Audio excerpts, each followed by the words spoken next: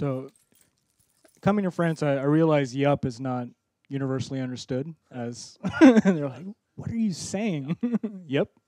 Like, yes.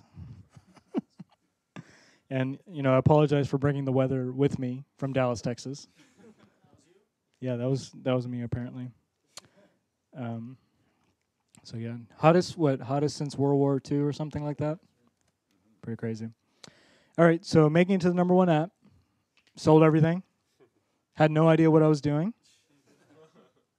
and found this game, sent him an email, and here's my experience, the short version, right? So don't do it. What I experienced is synonymous to winning a lottery ticket, right? But if you do, believe in what you're building, the meaningful work aspect of it, okay? So let's talk about, so I spent 4 months building this game, and then I released it to the App Store. So this game actually, a little bit about the background of the web version of the game. The web version of the game went viral on the web first.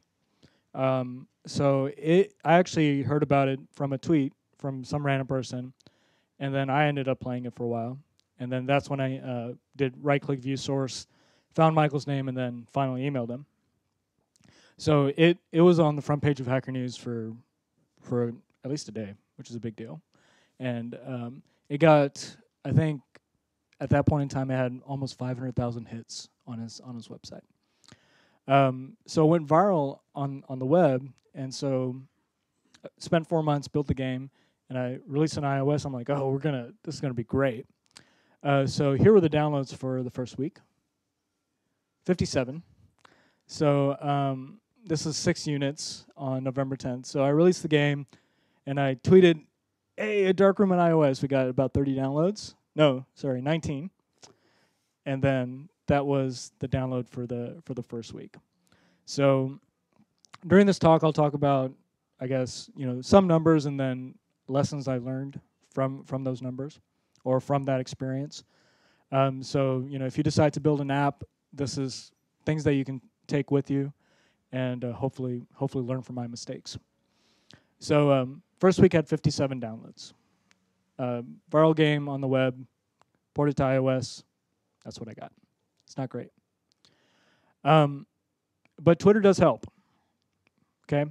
So what I ended up doing was after the first week, I was like, okay, well, how am I going to, figure out how to quote unquote market this game to other people?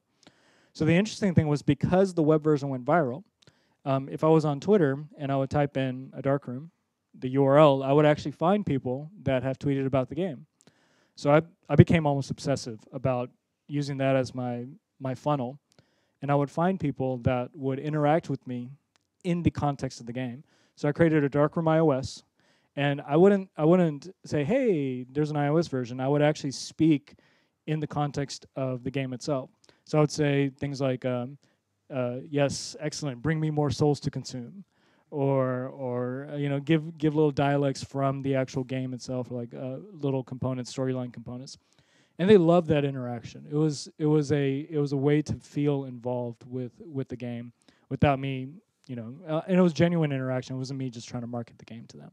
So I made a lot of good connections, and I found that generally what would happen is that if someone retweeted one of those interactions, I would see a small spike in downloads. So this was Courtney Stanton was one of the first people that tweeted about the game, and she had her follow ratio was pretty good. And when she tweeted about it, I saw a spike. Okay, and it turns out that for every 1,000 followers, you'll get about 10 downloads, and I found out that if you divide by 10, that's 1 download for every 100 followers. Right, if my math serves correctly. Yeah, it's that metric system thing. So that's good to know, all right, with regards to interactions. So I was like, hey, that works. I'm gonna continue building these relationships because that's what I perceived them as. It wasn't just one-off marketing; it was building relationships. So I actually built really good relationships with all these people. Leah Alexander, she was an editor on Gamma Sutra, which is basically games and Business Insider put together. Cara Ellison, she's an editor. She, with regards to where she was at that point in time, it was Paste Magazine. Maddie Myers, same thing. Elizabeth Simmons, she's an artist. Zoe Quinn, she actually had a Greenlight project on Steam called Depression Quest. It was a text-based game also. And then Owen Faraday, who operates as Pocket Tactics.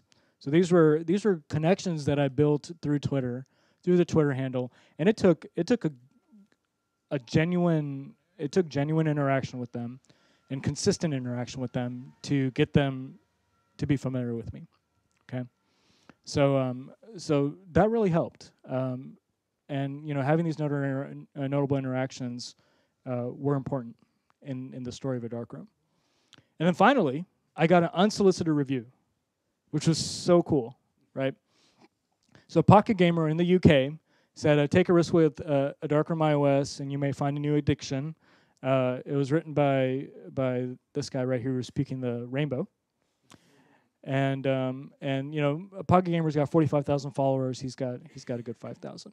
So that happened around end of November.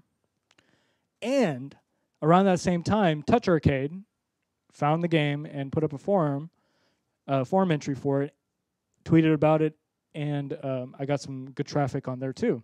So there were people talking about the game, so I got the unsolicited review. And it was Turkey Day. So it was Thanksgiving around that time too. So in that entire week, game downloads generally in the App Store increase on holidays. It's a big deal. So when holidays come around, don't lower the price of your game, raise it. People will still buy it. So all these things happen in the same week. So it was like almost like a critical mass. So I was excited about this. I was like, okay, this is going to be a good week, right? All these same things happened. 203 downloads next week. My company quadrupled in size.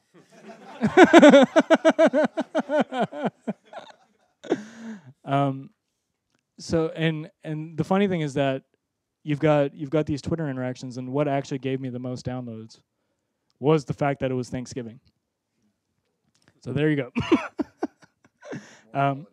We need more holidays. So that was deflating, right? So I had the viral game first week, 57. Had all these great interactions. You see the spikes, 200 downloads. Like, what's going on? Then in December, something incredible happened. So December 27th, around the end of December, is a big deal for games, primarily because that's when a lot of the Game of the Years are announced. So A Dark Room, at least the web version, and then there were definite mentions of the iOS version. But on Paste Magazine, it made the 20 best indie games of 2013. Cara Ellison, top 10 games of 2013. Zoe Quinn on Giant Bomb, which is a subsidiary of, I think, GameSpot. I'm not 100% sure on that.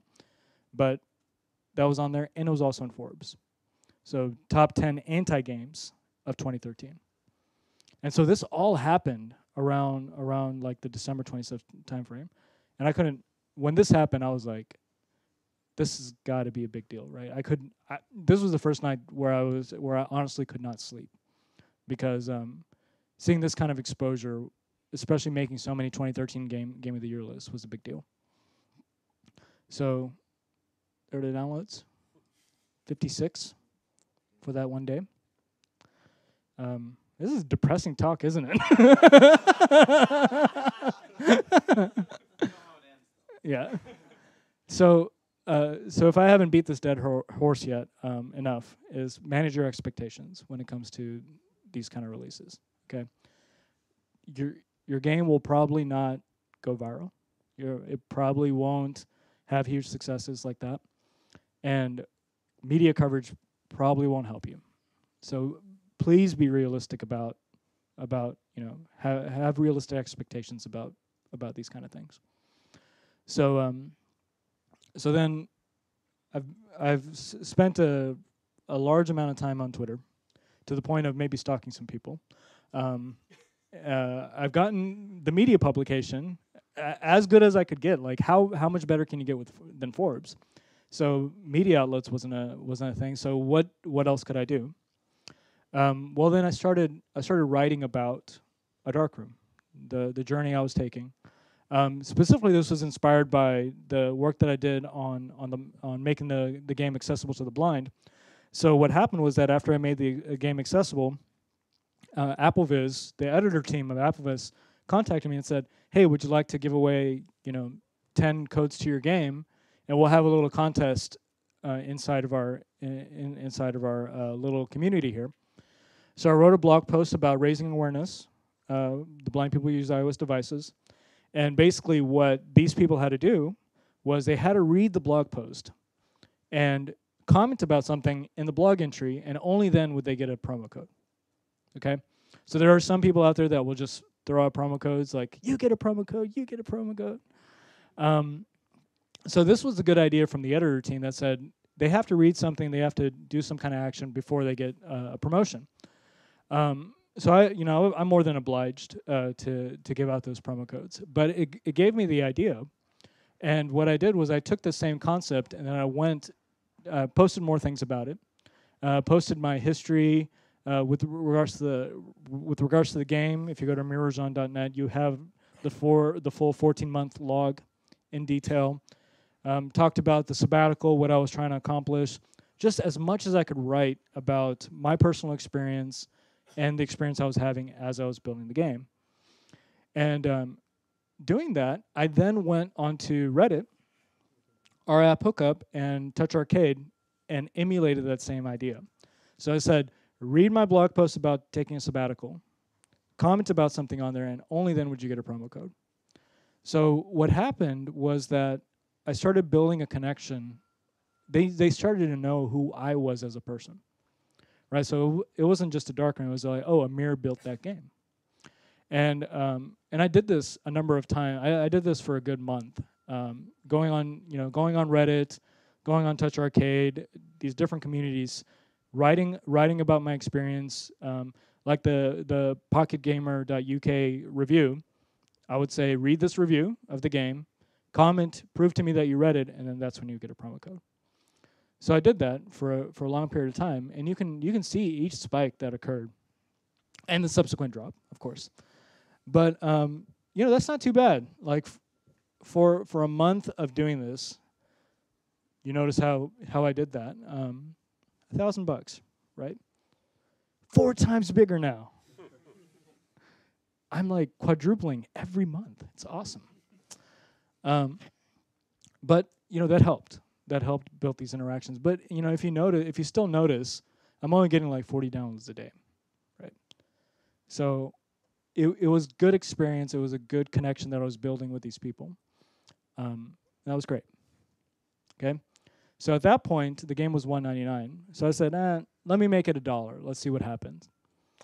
So it turned out there's quite a few syndications out there that will actually look at games that go on sale. It's crazy. So I put it on sale, and then suddenly that one day I made 351 downloads. So a month worth of publications, Forbes magazine, all this crazy stuff, and I just put the game on sale for $1, and I get 351 downloads. It was pretty insane. So sales help. Don't do it too often because they keep track of your history, and they probably won't showcase you as much if you try to game it like that. All right. So holidays and sales, aside from everything, holidays and sales are my two big winners. Well, so I've done news publications. I've done the promo code giveaway. Now what do I do? Like, what's next? What the hell do I do? So I started talking to these people about a darkroom, saying, hey, you interacted with me on Twitter a few times. I'm out of ideas on what to do. I'm an indie developer. I'm trying to make it. Can you help me out? Of course, I contacted Laurent also at this point in time, saying, hey, I built a game in Ruby Motion.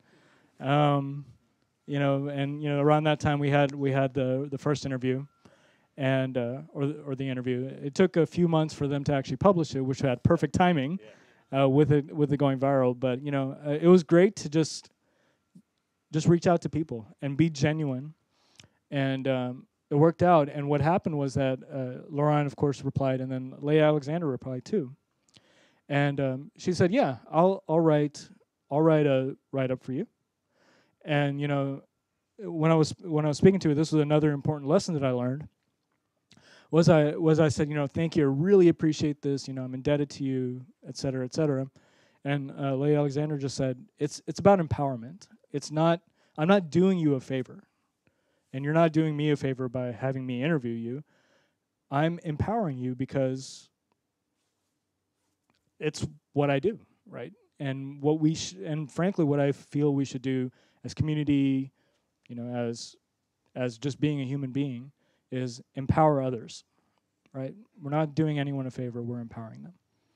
So that was an important lesson that I learned with this interaction, is this idea of empowerment. So that was good. I really appreciated that.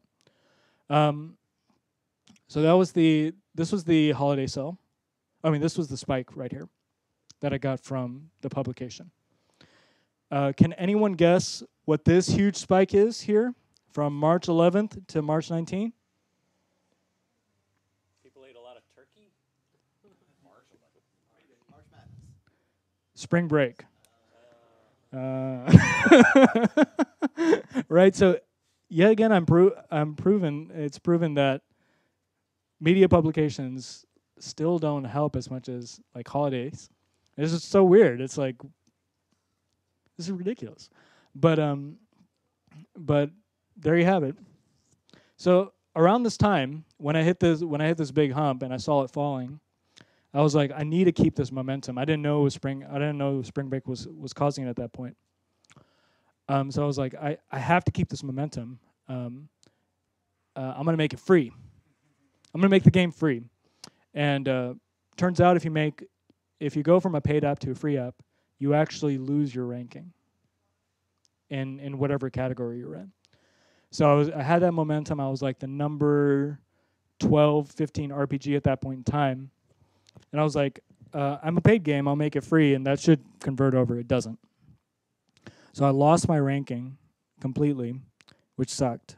And then I wanted to just see what happened. Well, when I made it free, I got 15,000 downloads in 2 days. And the first day came, I was like, wow, holy crap, 4,000 downloads, and then another nine some odd thousand downloads.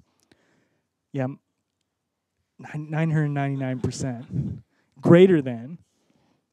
I'm just growing by leaps and bounds here, and of course you can see that it carried over when I made it paid again. Right there. That was really depressing when I saw that. So making it app free and then making it paid again doesn't help. It's so ridiculous, but none of that carried over. Now what? So I've done the publications, I've done the Reddit, I've called in my favors on Twitter. So what do? So I put a well-placed review button. I did an iPad release with some cool modules and mix-ins because I didn't know auto layout, right? This is my revenue for those 4-month period, and I just gave up at that point.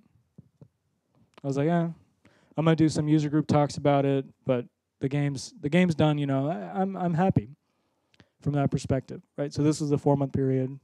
$246 was that one day that I put it on sale. I got $246 of revenue from that, and I just gave up. And then something happened. It went viral in the UK.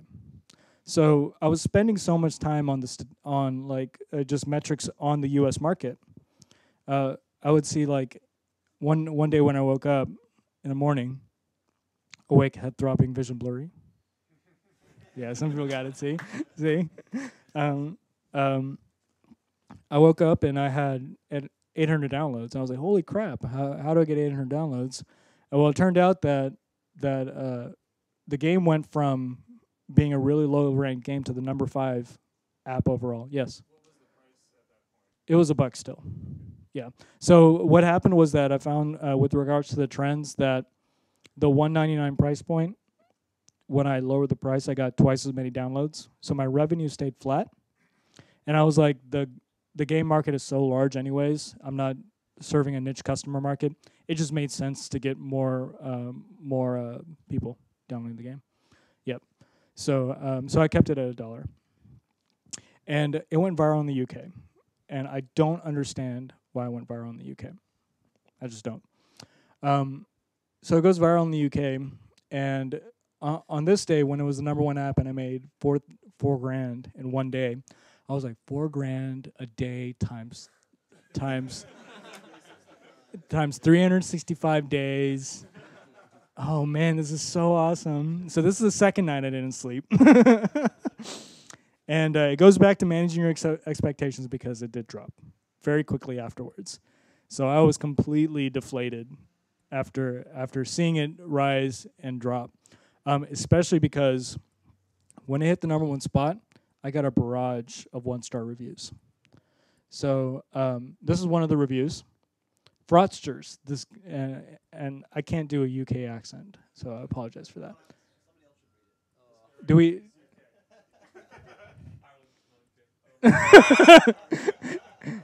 You Americans. So Frosters, this game is awful. All the reviews are fake. The people behind this have broken the law, as this is clearly fraudulent activity designed to get you to part with your money for false promises. Absolute disgrace, pure theft, pure criminality.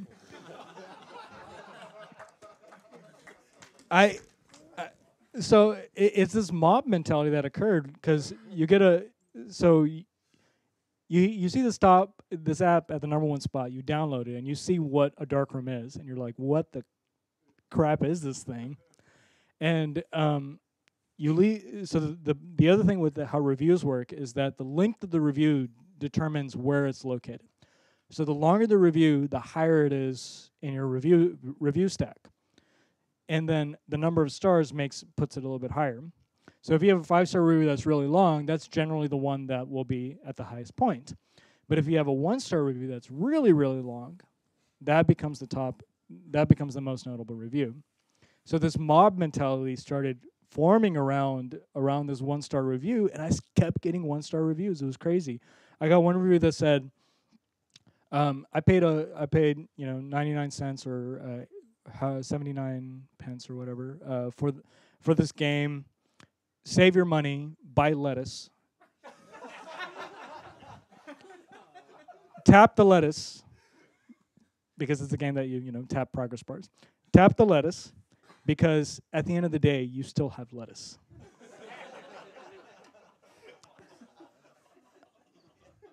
I was like...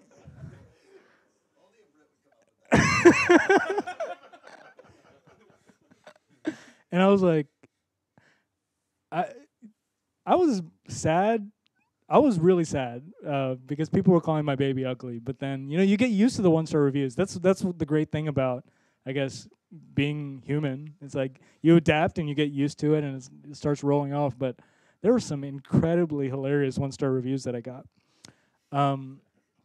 But it's surprising how much you take that personally. Like that was something that I learned from this experience. Again, I'm trying to give some learnings from this stuff.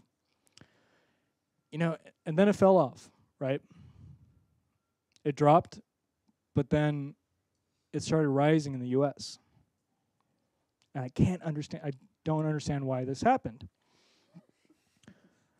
So this is not a 0, that's a K. So that's 2,000 downloads a day that I'm at right now. So it dropped in the UK, and I started seeing a rise in the US.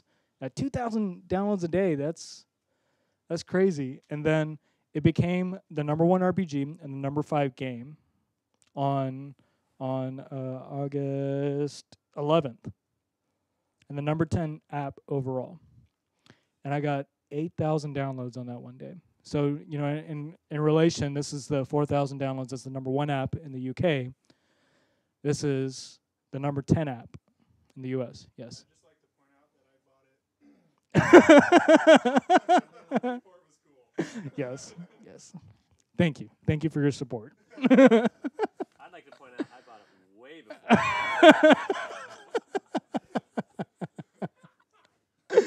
before.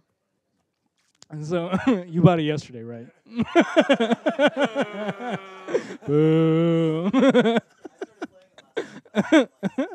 There you go. So then after that, when it became the number 10 app, and after that it became the number 1 app. And on April 13th, it got made $14,652.41 in one day. Lost sleep again.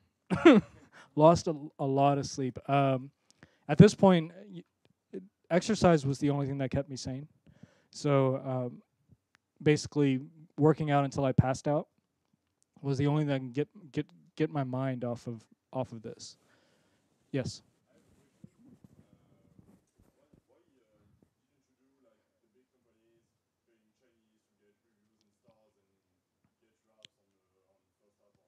Okay, that's an interesting question. So the question was, why didn't you get maybe like some external wheelhouses to buy your app and bring it up? It's surprisingly very difficult to do that. So the way the rankings work is that you have to have a 4-day moving average of a certain number of downloads. Okay, so basically, if I wanted to try to do the math on this to see if I can figure it out, but basically you have to have 10,000 downloads a day for 4 days to hit the number 1 spot. So that's 40 grand right there. But not only do you need the money, you also need 40,000 unique iTunes IDs, right? And so that in itself is difficult. And then you have to coordinate it such that people download it across that 4-day period. And even if you do all that, and you give that initial investment, other people still have to download it and see if it's worth paying for, because you'll drop immediately if you don't maintain that download rate. So if you do 10, 10, 10, 10, and then you'll get maybe 20,000 downloads on the next day as the number 1 app. After that, you have to sustain that, otherwise you won't make your money back. Right? So it may be possible in the smaller markets. That's probably why I got such a backlash in the UK. But in the US market, this is very difficult to do. So, oh gosh, I'm thinking some people are like,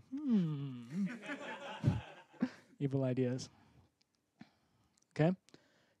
Finally then, the New Yorker contacted me. This was a big deal. Like, they're on Reddit, I'm at 30 minutes. Can I keep going? Okay. So the New Yorker contacted me at this point, which is, I'm published in the New Yorker. Like, how awesome is that? New Yorker contacted me to talk about the app.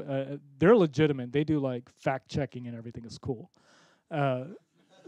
Yeah. So, yeah. I had the interview. I did everything, and then another person called afterwards, and they were like fact checking everything. He's like, "Are you sure this is like yes, this is accurate?" So surprisingly, that actually helped. So I had that spike, I had that second spike, and then this spike here, which was the New Yorker spike. So if you want media coverage to actually affect your app, just get published in the New Yorker. That's all you have to do. First, go viral in the UK, then go viral in America. I don't know how to do that. Then New Yorker. Yes. So I want to show you. I want to show you one other thing. Oh, I'm getting dizzy. All right. So this is April. Do you see the spike here? What do you think that spike was? No. So April, it's 4. No, April. April. July is not 4. Easter. Yes. Huh. Easter spike. And it was also 420. I don't know. What does that mean? Yeah, I have no idea. But yeah, there was an Easter spike too. So you get a number one app, drop, and then a holiday comes, it spikes up again. So weird. But get published in the New Yorker, Easter. Like so so again, this like the same interesting thing happens. It's weird. Right. Today is a darkroom day. Yeah, it was so crazy. So I made it free again after that. So what happened was that the spike happened. I had another spike here. This was when I released the ensign. So I got a bit of publication there. What happened was that when I released the ensign, Apple actually featured the ensign in one of the minor features, which was really nice. It was good to see that. But by doing that, it also pushed it up. No, that's further down. Sorry, New Yorker happened. I dropped, and then after this was the developer commentary. Okay, so the lesson I learned from there was basically having a connection with the end user. Okay, so I got the publication, but then I thought about how can I get more publications? But you can't beat the New Yorker. So what do you do? So what was I supposed to do there? So basically, I had to wait for the app to drop because I didn't want to release while I was at the number one spot. One, I'd lose my reviews. Two, it's risky. It was just generally risky to release at that point in time. So I did developer commentary, and then I just released that as the update. So when you beat the game, you actually get developer commentary by me and Michael about the creation of the game, and all that, just genuine stuff. And people connected with that. They really cared about that developer commentary, and it helped us bump back up for a short period. Okay, so what I learned from there is, again, with regards to how much power we have as developers, we can cut through the red tape, and you can speak directly with your end user. So it's pretty important. But it eventually did drop back down. So when it's so insane. So here's the UK spike. Here's the US spike, Easter, New Yorker, developer commentary. And then this is a metric taken at the end of July, at the 1-year anniversary. I'm back down to $151. That sucks. So now what? I made the game free again. As a 1-year anniversary. 1-year anniversary, game's free. Made it free. First day I got 36,000 downloads. I was like, okay, 10,000 downloads the last time I made it free. 36 is about in line. Yes. Oh, did you have a question? No, okay. Day 2, 111,000 downloads. It was trending upwards, so I was like, I'll keep it free. Let's see how long I can take this. Day 3, booyah. 203,000 downloads. Day 4. Number 3 app, the Facebook messaging app, which we were forced to install, right?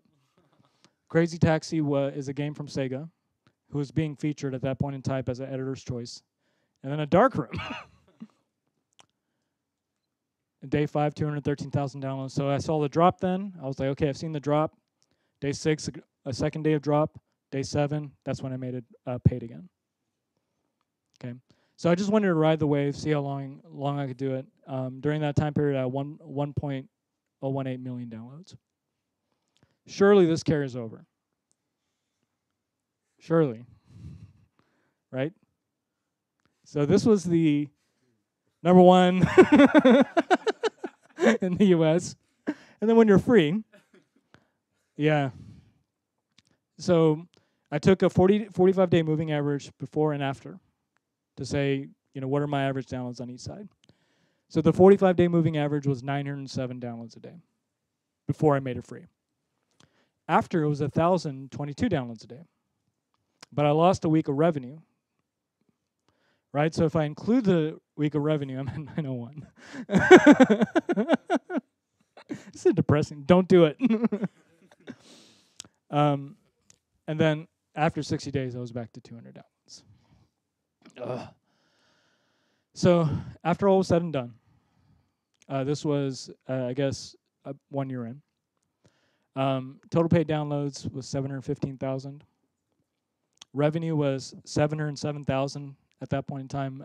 End of year revenue was about 800, so we had 100,000 more downloads by the end of the year. Apple takes 30% of that, right? So now I'm down to 495. Then I split with Michael. So that's my cut, gross. Taxes is 45%. So 33% income, 15% self-employment, about 45, yes. Yes.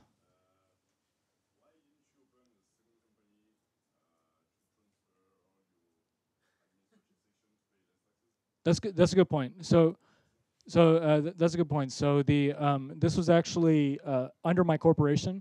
The thing is, I have very little overhead, so there's nothing for me to expense.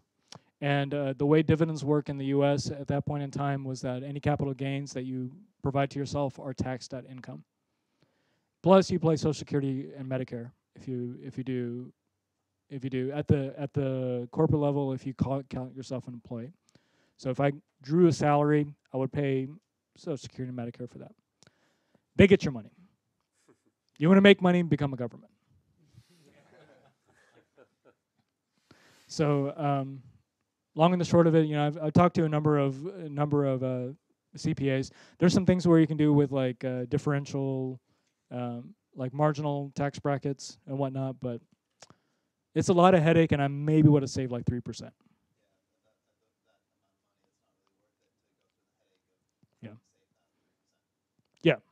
Yeah, it's not worth it to save the 3% because I have a Mac.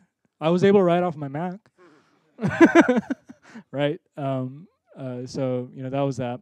So this was time to actualize profits 14 months. So effectively, my effective income was $9,732 a month, falling average, which is a net of $60 an hour. So if you are a contractor that can make this much, you made as much as I did over a 14-month period. Okay? So short version, don't do it unless you really, believe in what you're building. If you're going into the App Store for the money, you're going in for the wrong reason. There's so many apps out there that, like when Flappy Bird went viral, I got to me, I was like, I want to make Flappy Bird but better. And it's like, and I'm having that purchase. Like, think about your meaningful work, because that's what really matters. So the 1 year anniversary, this was actually a 1 year. My income before taxes was $3,000. And then at the end of the year, I got best of 2014. That's an accomplishment. That's wonderful to be able to say that.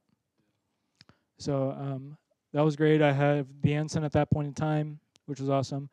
And you can see the full write up on AmirRajan.net with like a lot of the details. So this is at this point, at the end of December, the game went viral again in the UK, and I was like, oh, I've seen this pattern. But it didn't go viral in the US afterwards. So initially, I thought that the virality in the UK pushed the US up. Didn't happen again.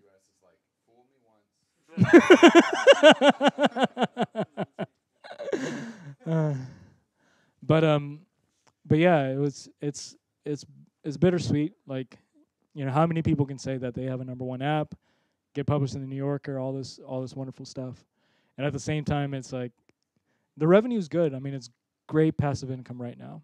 Year to date, I think we're at 120,000. We got paid December's in January, so 120,000 split between us after taxes. That's pretty good passive income. But I'm still building additional assets, doing independent consulting part-time, 6 months out of the year. So it's nice, but you would expect to be on the beach in the Bahamas, and it's just not the case. At least not with apps like this. Question? Yes. Yes, I've thought about translating to other languages. So tricky thing about translating to other languages, one, it's not to humble brag, I guess, whatever. It's almost like poetry. The game, the prose that are in the game, parts of it, there's this certain saccade to it, with regards to how the phrasing is and a lot of the storyline. So I can't just do a cheap translation. It's got to be someone that really understands the game, understands English very well, and understands the essence of what we're trying to convey in the game. So looking at the high end, especially with it being a text-based game, I'm paying about 15 cents per word. So to translate the game over, it's about $3 to $4 grand, just to get a good translation. We actually went viral in Germany for one day, and we were number 5 in Germany. And during that spike, we made about $5 grand. So if you think about, if it takes me $3 to $4 grand to translate a game, I have to judge the market also and say, well, is it worth it, right? I was the number one app in India, number 10 app in India for, I gave a presentation around that. I became the number 10 app for a day with a whopping 13 downloads.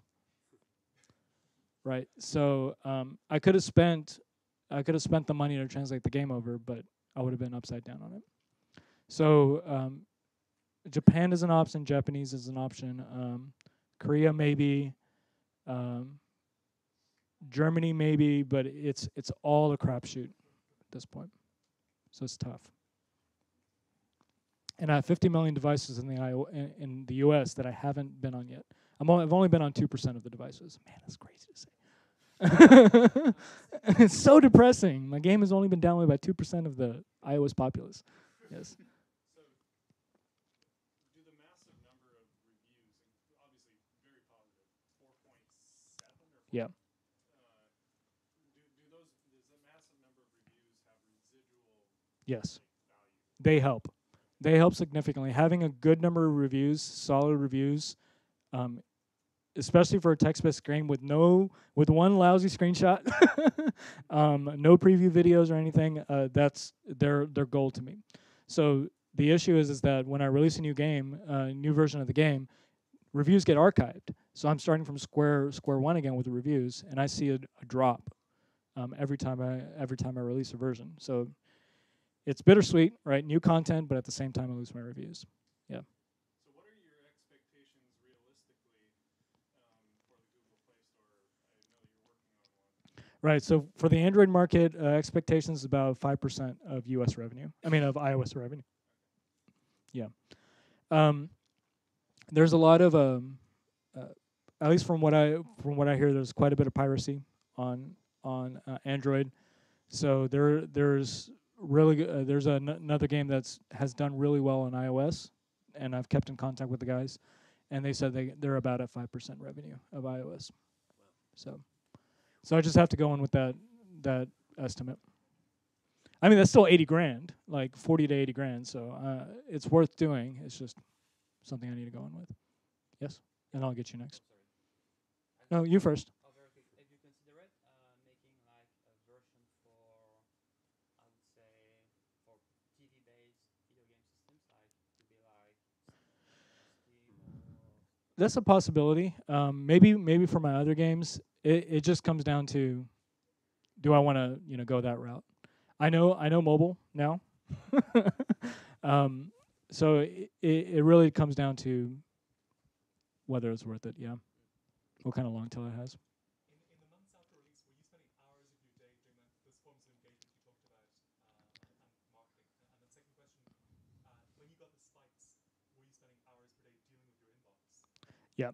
So with regards to the marketing, I would say it was about 20 to 30 hours a week. So it's close to a full-time job. Close to a full-time job. Sending out emails, working the Twitter funnel, going on Reddit, commenting, writing about it. It was a good amount of work. With regards to when it went viral, dealing with the inbox, every interview that came my way, I said yes to. New Yorker, Cult of Mac. There was a Business Insider interview, someone on Medium, CBS 11, local news. So I got that. That was cool. And that's where a lot of the good emails I got from my kids. So I would be really good about replying to them and doing that. But yeah, during that time period, I would say I wasn't spending as much time, maybe like 5 to 10 hours a week. But it was just, there was a lot of mental stress at that point in time, just a ton of. We're not prepared for this to happen. Like there's very little you can prepare for that. So a lot of mental stress. 18 days of not sleeping is not good for you. But it was rough. Yes. Knowing everything that you know right now, and you transport back in time to 2013, would you do it? Yes. Would you set your game free as much as you did? Yeah, I think so. The reason I would do it again is I came out maybe because I had to pay my own medical expenses at that point too. So I maybe came out 20 grand ahead. But how many people can say that, they took a 14 month sabbatical and came out 20 grand ahead, right? So that, and then, being part of this community and being able to speak and all that stuff. There were ancillary benefits to doing that. If I was looking strictly at the revenue, no, it's not worth it. But that's why I emphasize so much about the meaningful work. There's got to be ancillary things that you care about outside of just revenue. Although technically, you really did make like more. It was over 200. Yeah. It was well over. You gave away half. Obviously, that was. Yeah, that's true. But the likeliness of you building an app by yourself and making the number one is at least half as unlikely as making. We're doing a 2-year anniversary release. So there's collaboration with. Yeah, so the marketing was pretty much all me. Michael is handling a lot of the legal. So we're trying to get a registered trademark. We're trying to, deal with clones and all those things. So he's got that aspect of the business. We exchanged about 70 emails throughout the development of the game, and then a final session to talk about what we the concept, the re-envisioning that I did. So it was good. And then this 2-year anniversary release that we're doing, he's building new content. I'm building new content, so it should be a good release. I see. So let's have you. How much I lost to clone? I think it's insignificant. It's more of an issue with brand, because I would get emails saying that, hey, your game doesn't work, it's terrible, and can you send me a screenshot? And they would send me a screenshot of the clone. It's like, it's not my game. Here's a promo code. I would at that point just give them a promo code. It's like, I understand, maybe you can't buy the game. Here's a promo code. Here's a real version. Please don't play the clone. So the interesting thing was that as I started getting a following, people would actually report clones for me, and they would leave bad reviews on the clone saying that this is crap. Yeah. So there was a really good fan base, and that came from that connection that I kept building. But I think it was a negligible amount. Yep. And then I'll get you next.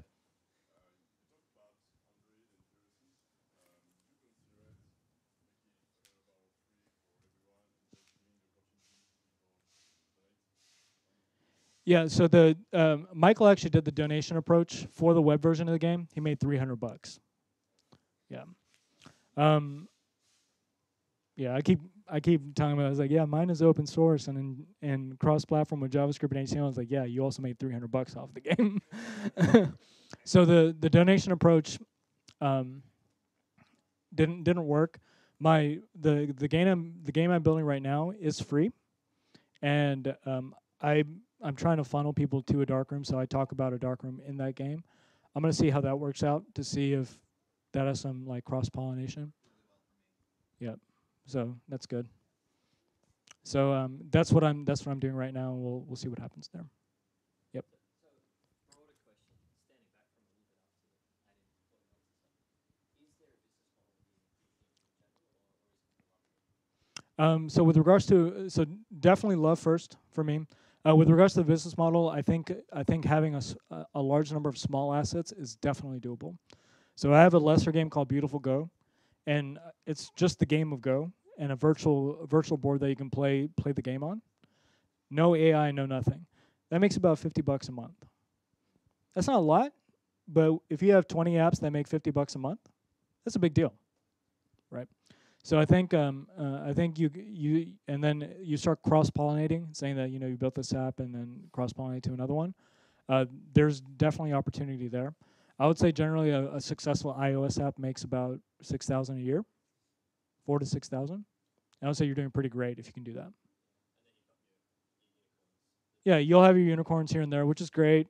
But a lot of assets build good things. Build quality stuff. Build it because you enjoy it. And I think there's an option there. Nope, I have to be the buzzkill. Keep this train moving. Ask Amir more questions next door. Real quick break, and then we're going to welcome Paul Sturgis to the stage. But thank you again, Amir.